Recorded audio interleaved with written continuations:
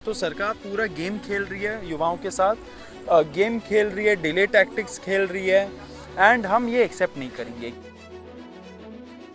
तो सारा ये समझ में आ रहा है कि वो डीले करना चाहते हैं ताकि लोग भूल जाएं इसके बारे में और बाद में वो एक्शन लें। आप पुलिस की बर्बरता का जो मसला है उससे जुड़े हुए पिटिशंस पर क्या इस वक्त कार्रवाई हो रही है? तो सुप्रीम कोर्ट के ऊपर बहुत बड़ा एक बर्डन है, they have a big burden on their shoulders of responsibility. ऐसे लोगों को हमें वीड आउट करना है, एकदम चुन चुन के आइडेंटिफाई करके निकालना है सिस्टम से।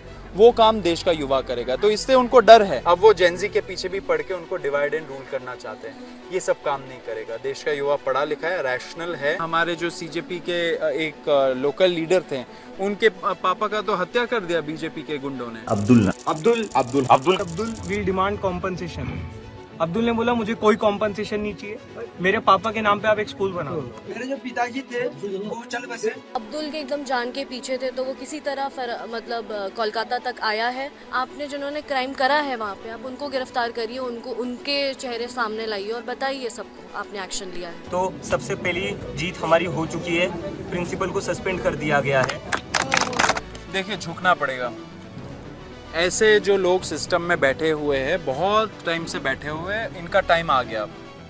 इन दिमागी नक्सलियों को पहचानना होगा। तो आप गवर्नेंस पे फोकस करिए। आप दिमागी नक्सल बोल दोगे पढ़े लिखे युवा को, तो वो तो हंसेगा। It's an awaken generation, it's an empowered generation, and ये पोस्ट जंतर मंतर इंडिया है। यहाँ पे आप डरा के धमका के पुलिस भेज के घरों में ये सब आप नहीं कर सकते हो, उनको दबा नहीं सकते। और एनटीए का आखिर क्या किया जाए? छोड़ दिया जाए कि मार दिया जाए? क्या किया जाए बताओ। It's done bro.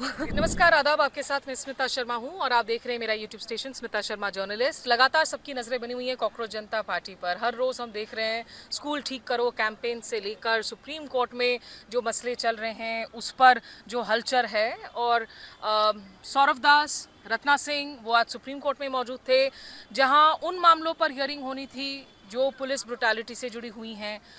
और उस मामले के साथ साथ स्कूल ठीक करो कैंपेन, पश्चिम बंगाल में अब्दुल को लेकर जो मसला हुआ है उस पर भी हम बात करेंगे। सौरभ, पहले तो ये बताइए, यहाँ क्या आज आपको उम्मीद थी कि क्लैरिटी मिल जाती सरकार से कि आखिर जिन बच्चों के खिलाफ लीगल केसेस आए हैं या उन पर पुलिस ब्रुटैलिटी है, आज एग्जैक्टली किस चीज़ पर कोर्ट ने जो है अपना एक तरीके से फैसला सुनाया है? सरकार का मंशा कुछ दिनों से सही नहीं लग रहा था, क्योंकि वो मीटिंग्स में नहीं आ रही थी, मीटिंग नहीं करना चाह रही थी। क्योंकि आज जो पिटिशनर्स के साइड से एक लॉयर थी, वृंदा ग्रोवर जी, उन्होंने एक स्टेटमेंट दिया सुप्रीम कोर्ट में कि उन्होंने अर्ज किया सुप्रीम कोर्ट को कि अपना article 142 complete justice powers use करके सारे युवाओं के खिलाफ और प्रोटेस्टर्स के खिलाफ जो एफआईआर्स है देश भर में, उसको एक झटके में ख़त्म कर दे, क्वॉश कर दे।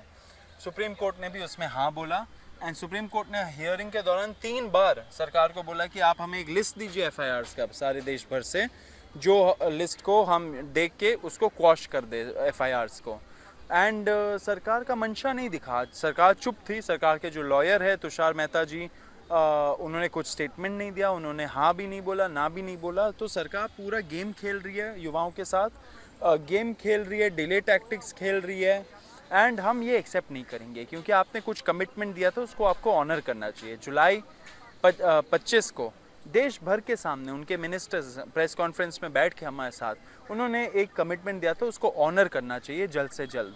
उसमें कुछ टाइमलाइंस डिफाइन थे, टाइमलाइंस तो ब्रीच हो गए हैं ऑलरेडी, लेकिन तब भी मंशा दिखना चाहिए कि आप कुछ कर रहे हो, लेकिन आप कोई एक्शन नहीं ले रहे हो। आप क्यों कह रहे हैं कि आपको लग रहा है कि सरकार की तरफ से ये एक सोची समझी साजिश है? जो आप लोग की जो टर्म्स एंड कंडीशंस थे जब आप लोगों ने अपना अनशन खत्म किया, क्या उसमें कुछ डिफाइंड था कि अगले कुछ दिनों में हम आपसे मुलाकात करेंगे, बातचीत करेंगे? जो आप कह रहे हैं कि सरकार आपसे मिल नहीं रही है, कौन से नुमाइंदे हैं, किस लेवल के नुमाइंदे हैं जिनसे आपकी ये बातचीत होनी चाहिए? वो रत्ना बताएगी डिटेल्स।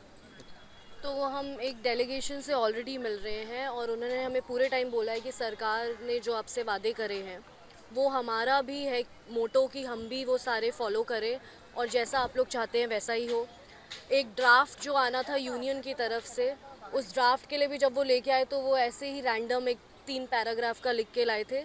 उसके बाद हमने उनको बोला कि आप ऐसे वेग स्टेटमेंट्स नहीं दे सकते, तो उसी टाइम पे हमने एक पूरा डिटेल ड्राफ्ट उनको भेजा था जिसमें कॉम्पनसेशन के बारे में बात करी हुई है, जिसमें सुप्रीम कोर्ट में क्या उनका अप्रोच होना चाहिए वो सब था। एंड उस टाइम पे उन्होंने हमें ये बोला कि हम यही चीज़ करेंगे एंड यही हमारा स्टैंड होगा, हम चाहते हैं कि सुप्रीम कोर्ट अपनी 142 के अंदर पावर यूज़ करके सारे एविडेंस को सारे एफआईआर्स को क्वॉश करे।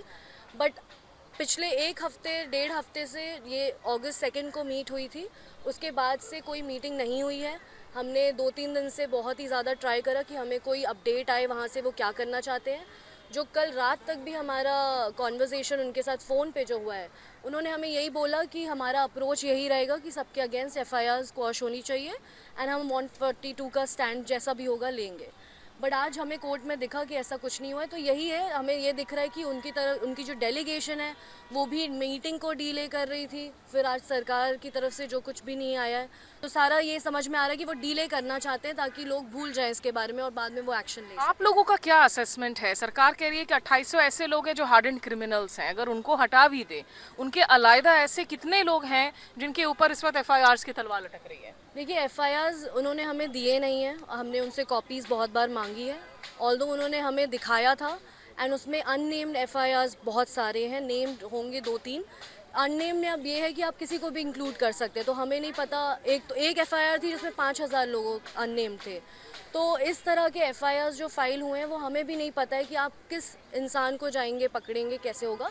इसीलिए जो हमने जुलाई 20 को भी जो हमारा सरकार से हमने बोला था कि कुछ भी एक्शन नहीं होना चाहिए, वो इसी वजह से था कि क्योंकि हमें पता था आगे जाके कोई ना कोई तरीके से वो प्रोटेस्टर्स को टारगेट करेंगे।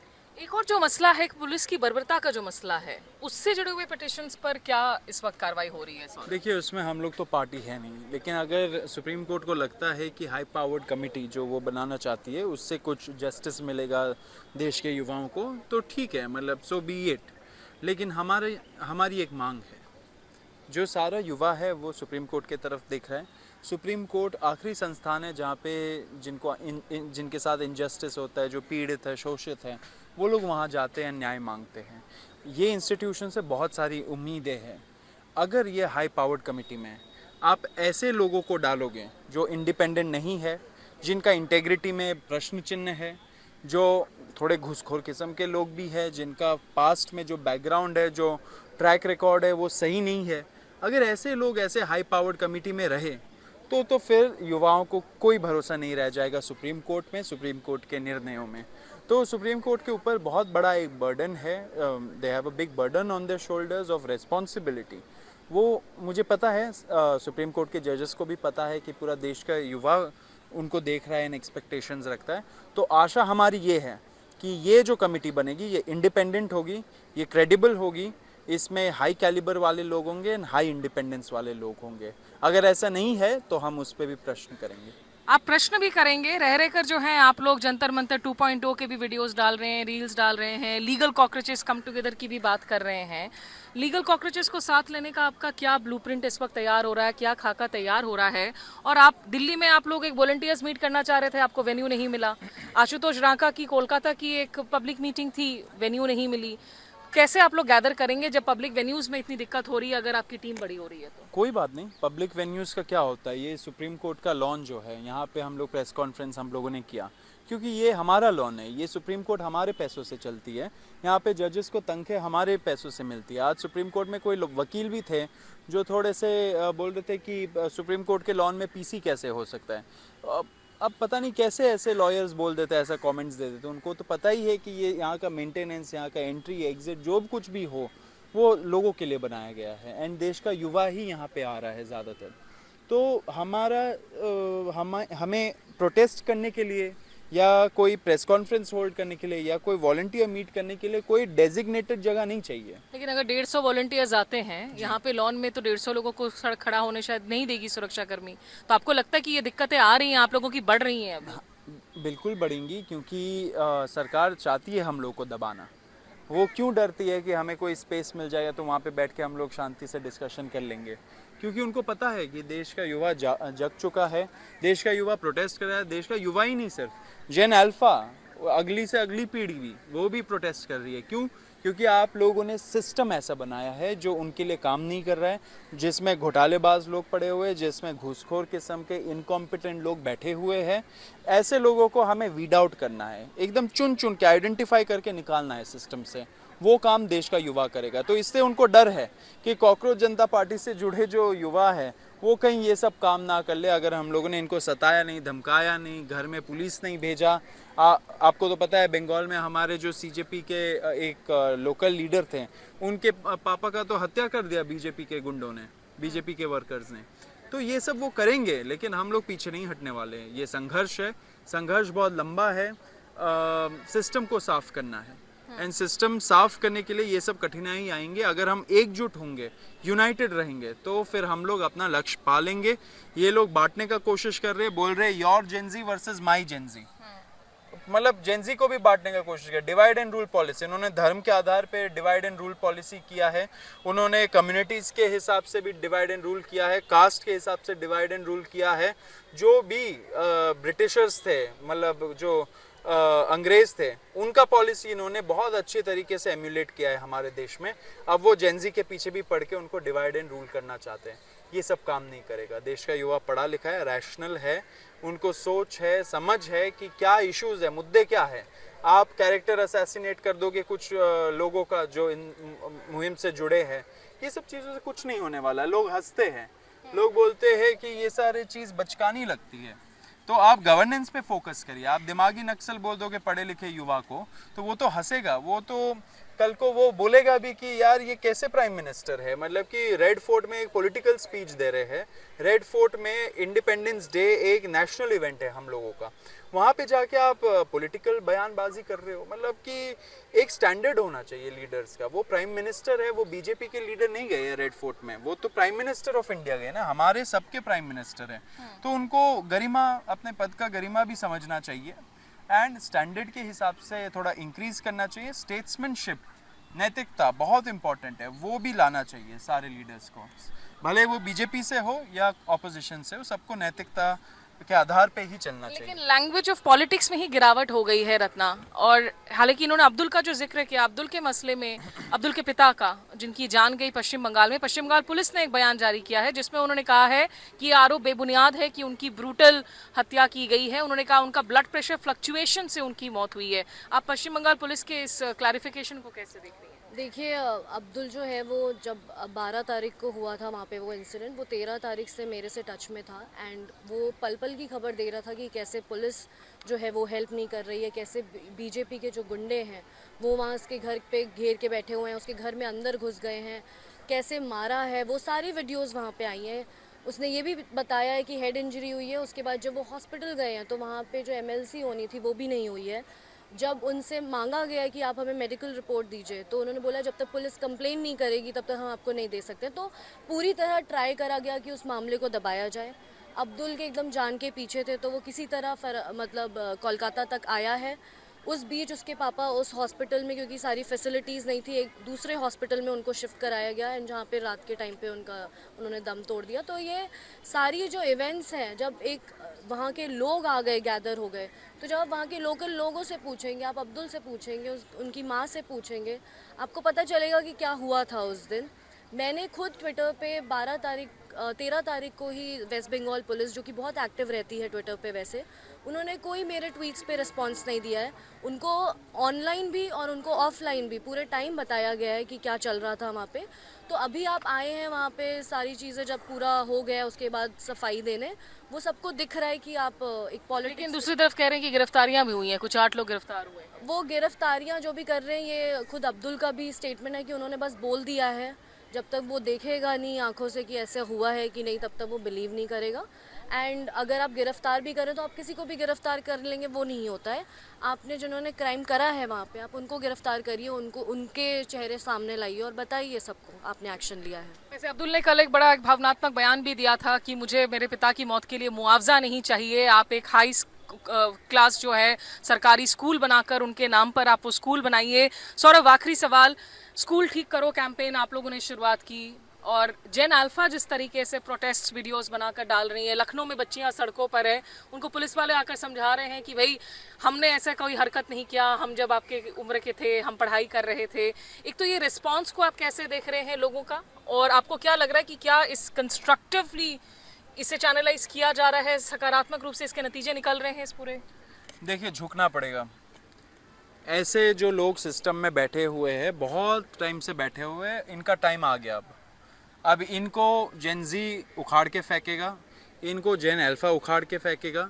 एंड ये जो दृश्य आपको देखने को मिल रहे हैं देश भर में, जो आंदोलन हो रहे हैं, बच्चे कर रहे हैं, कोई उनको कुछ नहीं बोल रहा करने को, खुद वो लोग बैठ रहे हैं अपने क्लासरूम के बाहर प्रोटेस्ट में। तो ये क्यों हो रहा है? क्योंकि ये एक जनरेशन है that is awakened, it's an awakened generation, it's an empowered generation. And ये पोस्ट जंतर मंतर इंडिया है। यहाँ पे आप डरा के धमका के पुलिस भेज के घरों में ये सब आप नहीं कर सकते हो, उनको दबा नहीं सकते हो। तो जो लोग सिस्टम में बैठे, जो इतने टाइम से खा रहे हैं सिस्टम को, लिटरली भी खा रहे हैं, एक खोखला बना दिया सिस्टम को, घूसखोर किस्म के लोग को और भी बैठा रहे, ऐसे सब लोगों को सोचना चाहिए कि उन्होंने क्या किया अभी तक एंड आगे वो क्या क्या कर सकते हैं एंड क्या कर नहीं सकते हैं।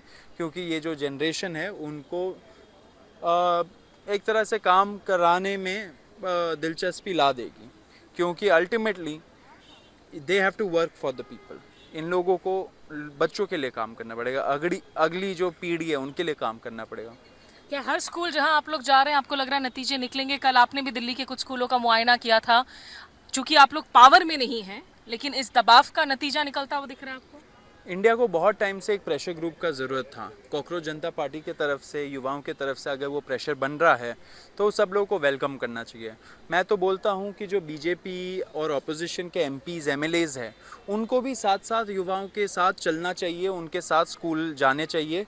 एंड स्कूलों में क्या दिक्कतें हैं उनको भी एक तरह से कॉग्निजेंस लेना चाहिए। क्योंकि कल मैं जब स्कूल में गया था, उन पुलिस वालों को पहले ही खबर लग गई थी कि मैं आ रहा हूँ, तो उन्होंने रातों रात पेंटिंग कर दिया स्कूलों का, रातों रात नलके लगा दिए, सफाई। कुछ तो भला हुआ। तो ये ऐसा ही सिस्टम नहीं चाहिए कि जब भी मंत्री कोई जाए विजिट के लिए तो रोड बन जाए, सब कुछ ठीक हो जाए, बाहर पर्दे लग जाए, गरीब लोगों को पर्दे से छुपा दे। ये सब नहीं होना चाहिए।